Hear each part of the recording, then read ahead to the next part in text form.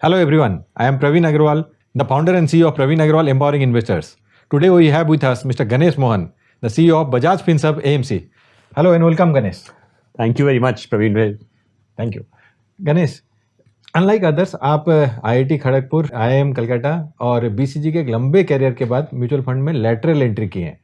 और जब हम इंडस्ट्री के साथ ग्रो कर रहे हैं तो हमारे अंदर एक बायसेस हो जाते हैं या फिर माइलस्टोन्स बड़े लगने लगते हैं। जैसे 5 लाख करोड़ भी कभी बड़ा माइलस्टोन लगता था इंडस्ट्री के हिसाब से, फिर 50 लाख करोड़ और आज का फिगर भी। बाहर से आके 2 साल आपको इस इंडस्ट्री में हुआ है शायद, लैटरल एंट्री के बाद आपको ये इंडस्ट्री कैसे दिखती है, इन्वेस्टर बिहेवियर कैसे दिखता है, आगे की अपॉर्चुनिटीज़ कैसे दिखती है, वेदर म्यूचुअल फंड इंडस्ट्री जो आज है it is suitable for investors to be the primary investment vehicle, road blocks क्या दिखते हैं?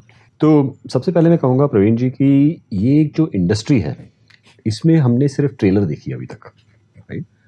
ये एक इंडस्ट्री है जहाँ पे आज के दिन में सिर्फ 4.5 करोड़ यूनिक इन्वेस्टर्स हैं, राइट। और जो भी इंडस्ट्री की ग्रोथ हुई है it is still a small fraction जो ये इंडस्ट्री बन सकती है आगे जाके। हमारे मुताबिक अगले 5-6 साल में ये इंडस्ट्री जाके 130 लाख करोड़ के आसपास होने वाली है AUM वाइज। करीब आज के दिन में अगर आप देखेंगे पोटेंशियल इन्वेस्टर्स इसमें करीब 25 करोड़ तक हो सकते हैं यूनिक इन्वेस्टर्स, राइट। तो अभी 5 गुना तक ये इंडस्ट्री आराम से ग्रो हो सकती है यहाँ से। अब देखेंगे तो इस इंडस्ट्री में ये एक यूनिक इंडस्ट्री है जहाँ पे आपके रेगुलेटर्स कह रहे हैं कि म्यूचुअल फंड सही है, राइट। एक इंडस्ट्री जहाँ पे 20% सालाना ग्रोथ ऑलमोस्ट सर्टन है इन टर्म्स ऑफ AUM, जहाँ पे रेगुलेटर आपके साथ है, जहाँ पे प्रोडक्ट इतनी अच्छी है कि it is very low cost, it is very transparent, पूरे डिस्क्लोजर के साथ एक प्रोफेशनल इंडस्ट्री बनाई गई है आपके इन्वेस्टमेंट के लिए। और जिन्होंने भी पार्टिसिपेट किया है, if they have been invested for at least 3 years, 3 साल का अगर उनका मिनिमम इन्वेस्टमेंट है, they have seen positive returns. तो ये सारे जो फैक्टर्स हैं कस्टमर के हित में है, regulator is supporting the industry and future growth का बहुत ही ज़्यादा पोटेंशियल है यहाँ पे प्रोडक्ट बहुत ही अच्छा है और इन्वेस्टर के हित में है। तो ये सारे फैक्टर्स आप कंबाइन कर लेंगे, this is one of the best industries to be in. And investor को अगर निवेश करना है, ये this is one of the best products to also invest in. So हमारे तरफ से we are very bullish about the long term prospects of the mutual fund industry. And जैसे रेगुलेटर्स भी कह रहे हैं कि म्यूचुअल फंड सही है, तो they are laying the ground work for it कि industry must be very transparent, well regulated, पूरे डिस्क्लोजर के साथ, good professional fund managers in the industry. I think you have the benefit of all of these things जो you get the benefit of as an investor. Investor को भी उसका पूरा फायदा मिल रहा है और 1 साल का रिटर्न नहीं देके आपने जैसे कहा कि 3 साल का रोलिंग रिटर्न भी अपने देख लेते हैं तो फिर वो पॉजिटिविटी दिखने लगती है, फिर वो वोलेटिलिटी कम परेशान करती है। बिल्कुल गणेश, आप कहते हैं कि डोंट सेटल फॉर लेस, और अपने म्यूचुअल फंड में अपने कई बार देखते हैं कि बिहेवियरल बायसेस परेशान करते हैं। थोड़ा प्रॉफिट अगर बनता है तो लगता है कि इसको बुक कर ले, लॉस एवर्सन का डर लगता है और जो उससे अपने जो पावर ऑफ कंपाउंडिंग का 8th वंडर उसे कहते हैं और एक बहुत बड़ा कॉर्पस बन सकता है टाइम के साथ, बड़ी स्टोरी मिस हो जाती है और अपने कितने बार छोटी स्टोरी पे सेटल कर लेते हैं। ऐसा क्यों होता है और निवेशक इससे कैसे निकले? तो हमारा ह्यूमन ब्रेन जो है ना, it is program to think in a linear manner. अच्छा। 10% ग्रोथ, 20% ग्रोथ, हर साल 100 विल बिकम 110, 120, ये हम प्रोसेस कर सकते हैं, ठीक। लेकिन कंपाउंडिंग ग्रोथ जो है वो ह्यूमन ब्रेन आसानी से प्रोसेस नहीं कर सकता कि doubling every 3 years, by the 30th year it will be 1000 times, right. ये human mind is not able to process very easily, right. तो आई थिंक एल्बर्ट आइंस्टाइन एक ऑब्वियसली एक जीनियस आदमी थे, उन्होंने कहा था कि compound interest is the 8th wonder of this world, right. Those who understand it earn it, those who don't understand it pay it, right. तो ये I think this is the same point that आप भी बता रहे हैं प्रवीण जी कि people must understand the value of compounding, right. जितना आप टाइम देंगे कंपाउंडिंग के लिए, इवन सपोज आपका रिटर्न 1-2% ऊपर नीचे है, आप अगर ज़्यादा टाइम देंगे your returns are multiplied, multiples में आते हैं रिटर्न्स, राइट। तो रादर देन थिंकिंग कि इस फंड में या उस फंड में यहाँ पे 10-10.5% मिल रहा है, वहाँ पे 10.8% मिल रहा है, ज़्यादा कुछ फ़र्क नहीं पड़ता। आपका स्टेइंग पावर, आपका कन्विक्शन, आपका बिलीफ कि ये this is a good product, I will stay invested long term, the time in the market is much more important. तो यहाँ मुझे वो 15-15-15 वाला रूल याद आ रहा है गणेश, कि 15,000 रुपये 15 साल 15% में 1 करोड़ बनते हैं। लेकिन आप इन्वेस्टर को गेस करने दीजिए कि और 15 साल अपने इन्वेस्टेड रहें 30 साल तक, तो कितने बनेंगे? तो कहीं 2 करोड़, कहीं 4 करोड़, कहीं 5 करोड़, कहीं 7 करोड़ में सेटल हो जाते हैं अपने, लेकिन बनता 10 करोड़ है। तो वही कंपाउंडिंग को अपने ठीक से कैलकुलेट नहीं, ह्यूमन ब्रेन आपने जैसे कहा कि it always surprise us in the upper side. अपने को लगता है कि इतना बहुत है, लेकिन उससे भी ज़्यादा बन जाता है कंपाउंडिंग से।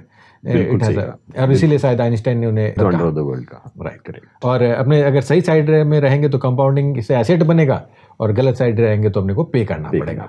राइट गणेश, अपने इन्वेस्टर लेवल पे बिहेवियरल फाइनेंस के सवाल देखते हैं। लॉस एवर्सन बायस है, एक्शन बायस है, ग्रिड एंड फेयर है। आप एज ए कंपनी बात करते हैं फंड मैनेजमेंट में बिहेवियरल फाइनेंस की, जैसे आपका फ्लेक्सी कैप फंड में आप कहते हैं मेगा ट्रेंड। तो अभी का जो रिसेंट हिस्ट्री है वो इतनी बड़ी नहीं है कि जो ये आपका इम्प्लीकेशन है थॉट प्रोसेस का, उसका रिजल्ट से हम उसको कोरिलेट करें। इसका ग्लोबल कोई रेफरेंस पॉइंट आपको दिखता है, या आपकी ये यूनिक स्ट्रेटेजी? तो बिहेवियरल फाइनेंस जो हमने देखा है, हमारे CIO भी एक्चुअली काफ़ी ग्लोबल मार्केट्स में काम किए हैं, और मेरा भी एक्सपीरियंस काफ़ी 10 साल आउटसाइड इंडिया भी था। सो ग्लोबली अगर आप एसेट मैनेजर्स या हेज फंड्स की भी बात करेंगे, वहाँ पे काफ़ी प्रयोग हो रहा है आज के दिन में बिहेवियरल फाइनेंस का, क्योंकि वो कह रहे हैं कि इकोनॉमिक्स सिर्फ आपको एक पार्ट ऑफ द आंसर देता है, पूरा आंसर नहीं देता है। राइट, क्योंकि इकोनॉमिक्स में आप 2 सिंप्लीफाइंग अजम्पशन करते हैं कि all human beings are perfectly rational और मार्केट्स आर परफेक्टली एफिशिएंट। पर ये दोनों अजम्पशन आपके they are not true. Right, ये so human beings are not irrational, लेकिन वो सेंटिमेंट नैरेटिव पे उनका प्रभाव आता है। और market is comprised of human beings, आपके या मेरे जैसे, जो एक कंपनी या से किसी सिक्योरिटी पे अपना वोट दे रहे हैं प्राइस के माध्यम से। तो इसमें आप इग्नोर नहीं कर सकते कि ह्यूमन बिहेवियर, ह्यूमन बायसेस का इफेक्ट पड़ता ज़रूर है। अभी हमने देखा कि काफ़ी सारे ऐसे फंड हाउसेस हैं जहाँ पे they have started already implementing behavioural finance. In fact Benjamin Graham, जो फादर हैं of the writer of the book intelligent investor, he is the father of value investing. उन्होंने अपने फॉरवर्ड ऑफ द बुक में लिखा है कि in this book we will be talking about investor psychology, because the chief enemy of the investor is likely to be himself. Right, इसका मतलब क्या है? इसका मतलब है कि इन्वेस्टर के रिटर्न का सबसे बड़ा दुश्मन इन्वेस्टर ही हो सकता है। राइट, मार्केट नहीं है, मार्केट नहीं है। इन्वेस्टर का बिहेवियर खुद उसका दुश्मन बन सकता है।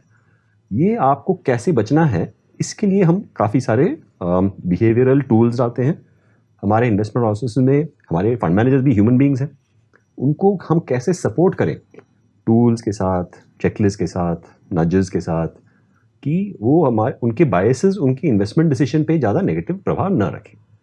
ये हम हमारे फंड हाउस में ला रहे हैं। तो मतलब आप क्लियरली ये कहना चाहते हैं कि जो बायसेस है वो इन्वेस्टर तक सीमित नहीं है, जो फंड मैनेजर हैं उनको भी वो प्रभावित करते हैं, और वो कैरिड अवे नहीं हो, या उनके अंदर वो बायसेस फंड का परफॉर्मेंस को तकलीफ नहीं दे, उस दिशा में आप काफ़ी मजबूती से काम कर रहे हैं। बिल्कुल सही। निमेश, आपके पास IIM, IIT एंड BCG के बाद एक लंबा एक ग्लोबल एक्सपीरियंस था, और आपके पास चॉइस थी, मल्टी डोमेन में कंसल्टिंग का आप काम कर रहे थे। तो म्यूचुअल फंड में आना नहीं आना आपके लिए एक्सीडेंटल नहीं है, चॉइस है। इस मुकाम पे आके आपने इंडस्ट्री ज्वाइन की, जब हमको लगता है कि इंडस्ट्री काफ़ी हद तक बड़ी हो चुकी है, आपको आगे क्या दिखता है? क्यों ये चॉइस रही? कितनी एन्चेंटिंग स्टोरी आगे दिखती है? तो मैं अक्सर लोगों को कहता हूँ कि हम बहुत ही भाग्यशाली हैं कि हम इंडिया में हैं। हम बहुत भाग्यशाली कि हम इंडिया में हैं और म्यूचुअल फंड इंडस्ट्री में हैं। हम बहुत भाग्यशाली कि हम इंडिया में हैं, म्यूचुअल फंड इंडस्ट्री में इस समय में। अच्छा, क्योंकि अभी ऐसा हो रहा है कि इंडिया का जो अभी AUM है, राइट, करीब 65 लाख करोड़ या 70 लाख करोड़ के आसपास है। राइट, 4.5 करोड़ यूनिक इन्वेस्टर्स हैं यहाँ पे। ये एक इंडस्ट्री है जहाँ पे आराम से एटलीस्ट 25 करोड़ इन्वेस्टर्स हो सकते हैं। AUM साइज 3 से 4 गुना भी हो सकता है आगे जाके, आराम से। राइट, बहुत कम ऐसी इंडस्ट्रीज़ हैं जहाँ पे ऑलमोस्ट सर्टनली आप कह सकते हैं कि ये इंडस्ट्री 20% पे ग्रो होने वाली है। राइट, और ये हिस्टोरिकली ग्रोथ हुआ है, आगे भी जाके 18 से 20% ऑलमोस्ट सर्टनली हमको विजिबिलिटी दिख रही है इस इंडस्ट्री में। दूसरा, ये एक इंडस्ट्री है जहाँ पे प्रोडक्ट्स इतने अच्छे हैं कि you can sell this product and sleep comfortably at night. Right, बिना किसी गिल्ट के, बिना किसी क्लेश के आप ये प्रोडक्ट किसी को भी बेच सकते हैं। If they are invested for a reasonable amount of time, they will see good returns. Right, So you can feel comfortable and happy कि you are helping people create wealth, right. right? It's a good product and it is a good business, right? तो जैसे Warren Buffett के लिए कहा जाता है कि वो अगर अमेरिका की ग्रोथ स्टोरी के साथ ग्रो नहीं करते तो शायद इतना बड़ा वेल्थ नहीं बना पाते। वो राइट टाइम पे अमेरिका में बड़े हुए और उनको एक ग्रोइंग फेज मिला। अगर वो अफ्रीका या और किसी कॉन्टिनेंट में रहते तो शायद उनको, तो आपका कहना है कि इंडिया भी एक बहुत मजबूत स्टोरी दिखती है आने वाले डिकेड्स के लिए। करेक्ट। तो आज के दिन में इंडिया का जीडीपी अगर आप देखें करीब $2,500 पर कैपिटा है। अगले 5-6 साल में ये जाके बनेगा करीब $5,000, राइट। इस फेज में जो 2,500 से 5,000 का जर्नी है, राइट, इस टाइम पे क्या होता है कि काफ़ी लोगों का फिनेंशियल सर्विसेज में बहुत ही एक्सपेंशन हो जाता है। अच्छा, राइट। क्योंकि अभी आपका एम्फोसिस खाने पीने में, बेसिक आइटम्स में थोड़ा कम हो जाता है, डिस्क्रेशनरी स्पेंड्स आपके बढ़ जाते हैं और महीने के अंत में आपके पास थोड़ा पैसा बच भी जाता है तो आप उसका निवेश करते हैं, राइट। क्योंकि आपका फ्यूचर ब्राइटर है तो आप उसके लिए इन्वेस्ट करना चाहते हैं। तो हमने देखा है कि हर एक देश में जहाँ पे भी ये 2,500 से 5,000 का जर्नी हुआ है, म्यूचुअल फंड का एक्सपेंशन बहुत ही ज़्यादा जल्दी हुआ है। तो हमारा ये मानना है कि इंडिया में भी ये आगे होने वाला है। जैसे जैसे पर कैपिटा बढ़ेगी, इन्वेस्टर के पास भी डिस्पोजेबल इनकम बढ़ेगी, कंजम्पशन भी बढ़ेगा और इन्वेस्टमेंट भी बढ़ेगा। तो और इंडिया की as a country growth prospect बहुत मजबूत है इकोनॉमी की, तो इन्वेस्टर इसका फायदा कैसे उठाए? तो दो तरह से वो इसका फ़ायदा उठा सकते हैं। एक तो रेगुलरली इन्वेस्टिंग, राइट, तो हर महीने जैसा SIP आप कहते हैं, it's a very good tool. It is actually one of the best tools to create wealth long term, और इक्विटी में तो it is a very good tool. दूसरा है ओनरशिप। जैसे कि इंडिया कंज्यूम करती रहती है, राइट, हम भी कंज्यूम करते हैं, हम सारे कंज्यूमर्स हैं, बट कंजम्पशन पे भी आप उसका ओनरशिप ले सकते हैं by having ownership of consumption stocks. तो हमारे लिए consumption is a very big theme, जो आगे जाके हमें क्लियर मेगा ट्रेंड दिख रहा है यहाँ पे इंडिया में, कि ये एक स्पेसिफिक एरिया है जहाँ पे अगले 5-6-7 साल में there is going to be huge growth, काफ़ी सारा ग्रोथ आने वाला है यहाँ पे। ये काफ़ी सारे सेक्टर्स में भी आएगा, राइट, जैसे कि durables, furnishings, home fittings, recreation, travel, hotels, beverages, clothing, food services, बहुत सारे सेक्टर्स में। क्योंकि हमारा जो इनकम है वो ज़्यादा डिस्क्रेशनरी एरियाज़ में अभी स्पेंडिंग होगा। और इंडिया में, जैसे मैं कहता हूँ कि इंडिया में एक ऑस्ट्रेलिया है, इंडिया में एक फिलीपींस है और इंडिया में एक सब सहारन अफ्रीका भी है। अगले 5 से 10 साल में जो सब सहारन अफ्रीका है वो एक फिलीपींस बनने जा रहा है, जो फिलीपींस है वो एक ऑस्ट्रेलिया बनने वाला है, और जो ऑस्ट्रेलिया है वो जाके एक स्विट्ज़रलैंड बनने वाला है। हर एक का जो कंजम्पशन नीड्स हैं, पैटर्न्स हैं, वो अलग हैं। क्या हम सारे पैटर्न्स को लेके एक कॉम्बिनेशन बना सकें, उसका फ़ायदा उठा पाएँ। तो इन्वेस्टर के लिए भी स्टोरी उतनी इंचेंटिंग है, बने रहना है, डटे रहना है। बिल्कुल। गणेश, एक बार एक चीज़ देखते हैं कई बार अपने, कि जब आसानी से आपको कुछ रिटर्न मिल रहा है, ग्रोथ स्टोरी इंडिया की मजबूत है, प्रोफेशनल, जैसे कहा आपने कि रेगुलेटर बहुत अच्छा काम कर रहा है और एक बहुत अच्छी ट्रांसपेरेंट इंडस्ट्री हमको मिली है, तो काफ़ी अच्छा रिटर्न्स मिल रहा है और एक सिंप्लिसिटी भी है प्रोडक्ट्स में। तब अपने को लगता है कि भाई आसानी से इतना मिल रहा है, हम थोड़ी और मेहनत करें तो और भी कुछ मिल सकता है। तो इस जगह फिर और भी कुछ प्रोडक्ट्स आते हैं, AIF है, PMS है और कई बास्केट्स बनते हैं, राइट। तो जो आम निवेशक है उनको कैसे वो उस चीज़ को समझें कि मेरे लिए ये प्राइमरी प्रोडक्ट तक सही है या जो बाकी प्रोडक्ट्स हैं उनकी भी मुझे ज़रूरत है, वो थोड़े से आज के दिन भ्रमित हो जाते हैं, थोड़े से परेशान होते हैं। फिर टिकट साइज भी इतना बड़ा होता है बाकी प्रोडक्ट्स का कि वो टेस्ट करके समझें, वो भी मुश्किल रहता है, लेकिन एक कन्फ्यूजन बना हुआ रहता है। हाँ, तो एक चीज़ मैं कहूँगा कि म्यूचुअल फंड जो हम कहते हैं कि सभी के लिए सही है, राइट, उसमें कुछ बहुत बड़े एडवांटेजेस हमारे रेगुलेटरी एनवायरनमेंट ने दिया है। म्यूचुअल फंड के अंदर टैक्सेशन, फंड हाउस के अंदर वो जो टैक्सेशन है वो एग्जेम्प्ट है, राइट। स्विचेस भी उसके अंदर, सपोज आपके हाइब्रिड एसेट एलोकेशन फंड्स हैं, उनके अंदर जो स्विचेस होते हैं वो भी they are exempt from tax, right. तो इन्वेस्टर को ये this is a significant benefit that is coming, right. दूसरा है यहाँ पे the amount of information, disclosure, regulation जो है इट इज़ वेरी स्ट्रॉन्ग। तो आपका लेवल ऑफ रेगुलेटरी ओवरसाइट भी बहुत स्ट्रॉन्ग है, which is very good for investor, investor के हित में है वो, राइट। अभी अलग प्रोडक्ट्स जो आते हैं जैसे कि PMS आप सोच लीजिए, AIF या सोच लीजिए, इन सब में टिकट साइज थोड़ा बड़ा है, 50 लाख, 1 करोड़ ऐसे टिकट साइजेस हैं, तो they are generally for higher ticket customers. But निवेशक को हमेशा ये पूछना चाहिए कि जो नया प्रोडक्ट मैं ले रहा हूँ एडिशनल बेनिफिट क्या मिल रहा है मुझे, because I am giving up some benefits of mutual fund, right? अगर जो मुझे भी टैक्सेशन का बेनिफिट है, टैक्सेशन के जो बेनिफिट्स हैं और शॉर्ट टर्म लॉन्ग टर्म ये भी आपके बेनिफिट्स आते हैं उसमें।